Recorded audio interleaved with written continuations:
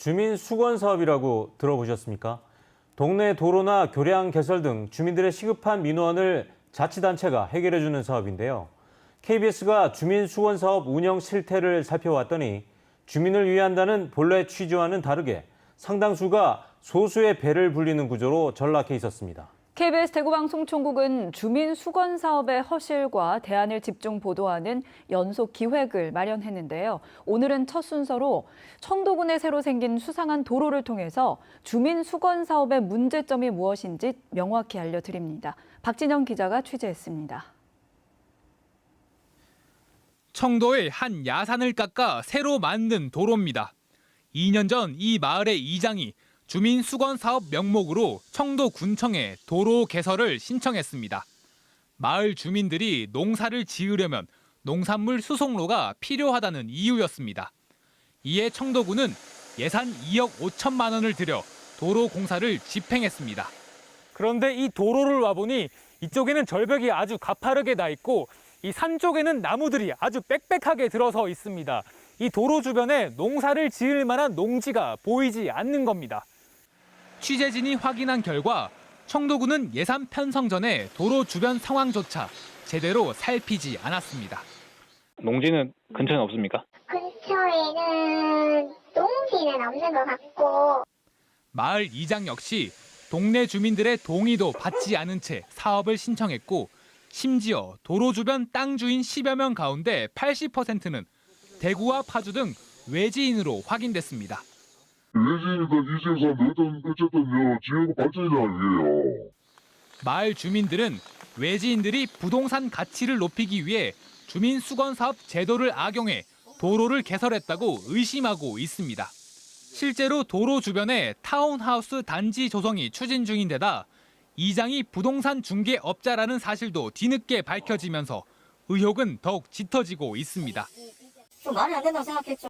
이런 사업들은 분명히 부동산 가격에 큰 영향을 끼치는데 공인중개사라는 직업을 가진 사람이 주민 수건 사업을 진행하고 있고 외지인들을 위해서 그냥 땅값만 올리는 격이 되는 거니까.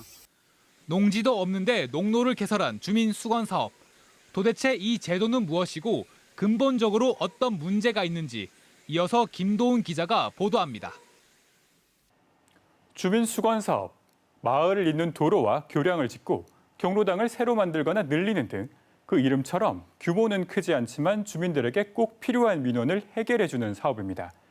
하지만 문제는 주민 수건 사업이 법적 근거가 없고 개념 정리도 안 된 각 지자체의 재량 사업이라는 점입니다. 통상적으로 각 마을의 사정을 잘 아는 이장이나 자치위원회 서명을 받은 뒤 해당 지자체에서 사업을 진행하는 방식으로 추진되는데 그 장님이랑 이렇게 결정을 해서 저희한테 올리거든요. 그러면 이제 저희는 믿는 거죠. 뭐 이렇게 잘해서 했겠지. 그렇게 믿는 경향도 있는 것 같아요. 사업 시행 기준과 절차에 대한 명확한 규정이 없다 보니 사업이 타당한지, 문제점은 뭔지 확인하는 검증 과정이 없습니다. 공무원들이 이장을 통해서만 정보를 확인하고 예산을 집행한다는 허점을 악용하면 부정부패가 일어날 가능성이 매우 높다는 지적입니다. 심의를 안 해요. 이장님들이 민원들을 이렇게 접수를 하잖아요. 심의까지는 안 하고 민원마다 사는 거죠. 마을에 보면 유지들이 있으시잖아요. 그분들 근처에 땅을 뭐 길을 좀 내준다든지 이런 거는 있었죠. 게다가 소수의 공무원이 수백, 수천여 건의 주민수건 사업을 접수받아 진행하는 탓에 부정을 걸러낼 수도 없습니다. 4명이서 수건사업 한 300개? 솔직히 물리적으로 절대 못합니다. 한 지자체라도 한다 그러면 거짓말하고 있는 걸 수도 있고. 굉장히 불투명하고 이게 어떻게 결정되고 어떻게 사용되는지에 대해서 이게 바깥에서는 사실 제대로 알기도 힘든 뭐 일종의 분식이 된다고 봐야죠. 분식의 개처럼. KBS 대구 취재진이 정보 공개 청구를 통해 2014년 이후 전국 자치단체의 주민수건 사업 내용을 받은 결과 그 전체 예산이 무려 6조 5천억 원, 매년 1조 원 이상을 집행하고 있습니다. 막대한 예산임에도 주먹국으로 집행되며 줄줄 새고 있는 주민수건 사업 예산.